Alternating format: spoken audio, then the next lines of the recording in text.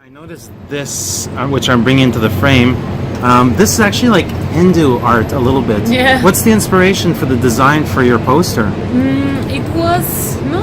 It didn't begin there. But I like the whole aura thing, like a virgin or something. Maybe I came from Catholicism more than Hindu art. Directly adapting from a person named Maria Guadalupe Loaeza. You used her text as a template. I think you were adapting from a book of essays that she wrote for a paper. So my first question is, for those who don't know her, including me, how much of a reach or significance does she have inside Mexico, outside of Mexico?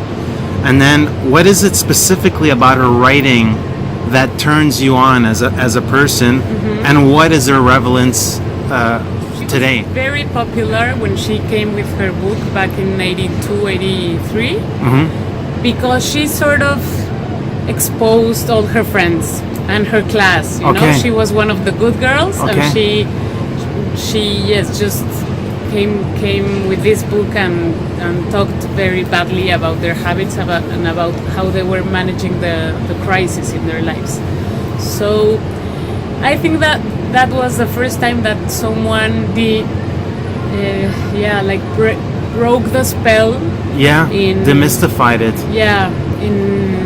With the upper class and with the privileged, rich oligarchs, from Mexico City. So that was a big break back then. I don't know if it still is now, but I think that's not changed that much. So I thought you could take that material and reshape it a bit and make a comment on how that still happens in Mexico and the world. You could find lots of details.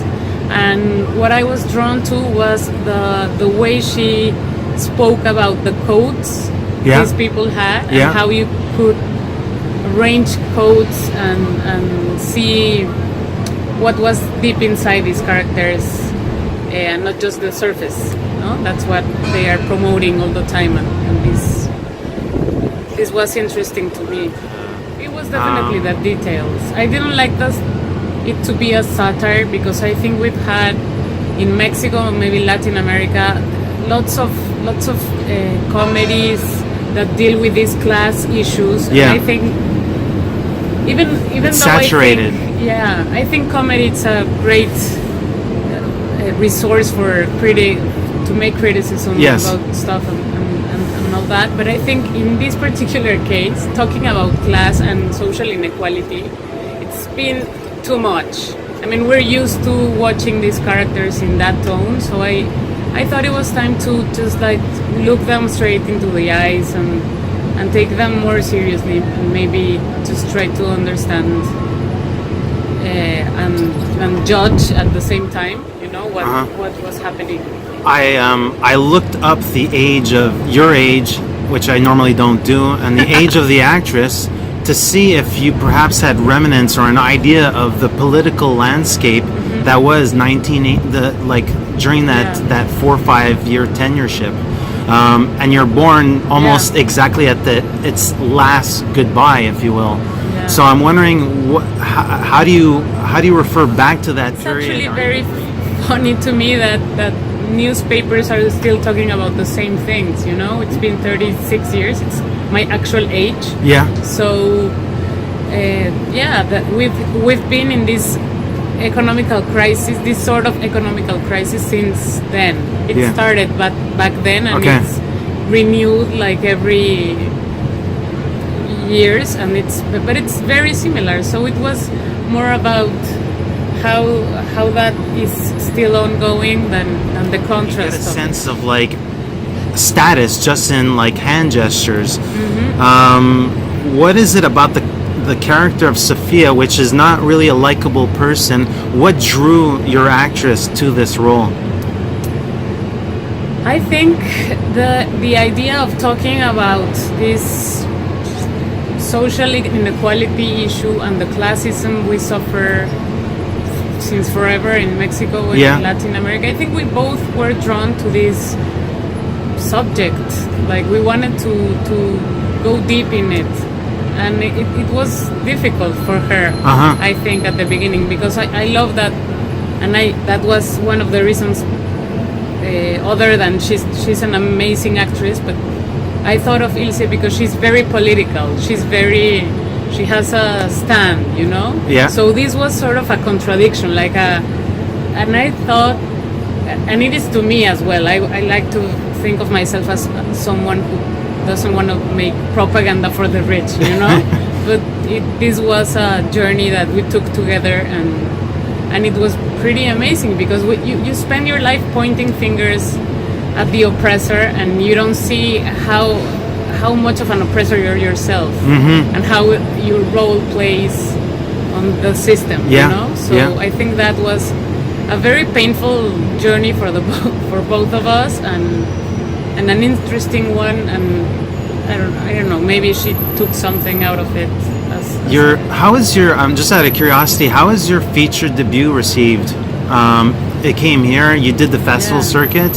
How was it received back at home? I mean, normally a film like that, if it's lucky, you'll get 2-3 weeks or something. Or we didn't do that well on the theaters. Yeah. But it was bought by Netflix, so it had it's there. And so yeah, it was a nice travel for my first feature. When I was watching the film, I sort of saw that there's two different aesthetics, and you can correct me if I'm wrong. I was reminded a lot of Todd Haynes' Safe and Duran Duran videos, which is glams the fuck out of. They used to glam the fuck out of their videos, right? Camera.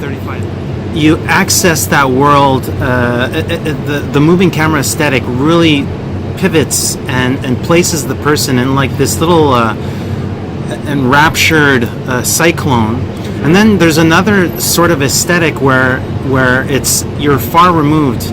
You have some long shots in there, and I thought that was an interesting contradiction as to make a critique of the society and sort of the position that the normal filmgoer would have, but then also to place them in this spiral, in this unhealthy dynamic between all these characters. So I was wondering if you could elaborate on your chosen aesthetic.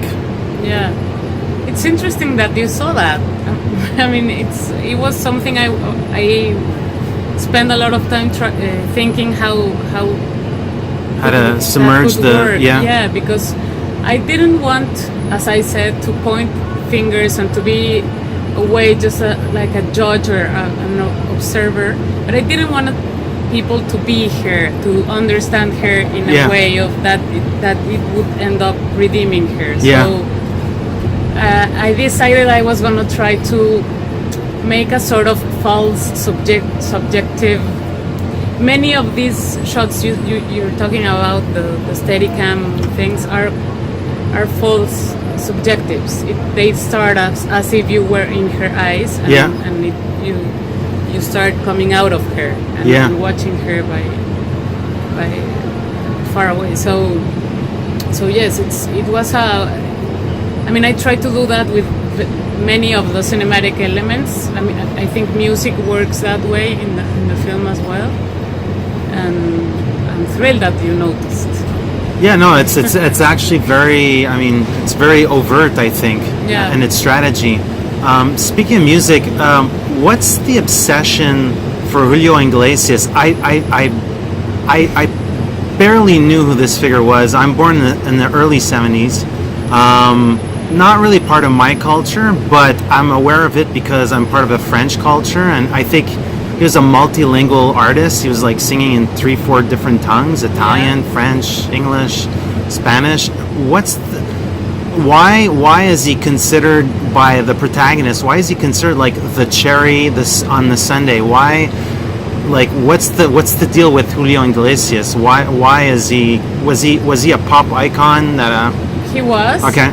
Also, I think this is a very local idea. Okay. Maybe that I thought would work in different ways as it translated, but Julio Iglesias represents the aspiration of the upper Mexican class to be a Spaniard, and that that has to do with a colony and being colonized by Spaniards, and this is El Corte Inglés is this amazing department store, and Julio Iglesias, and everything Spanish was better than Mexican.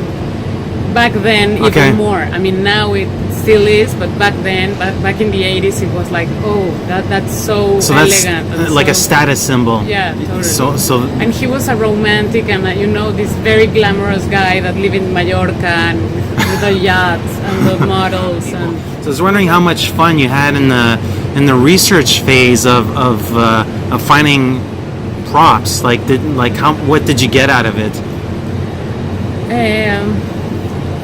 I think Mexico is very rich on that. You still have many things that maybe have, now they're seen as old things or a lower class things, but they were big back then. So we didn't have any NAFTA back then, so stuff was interesting.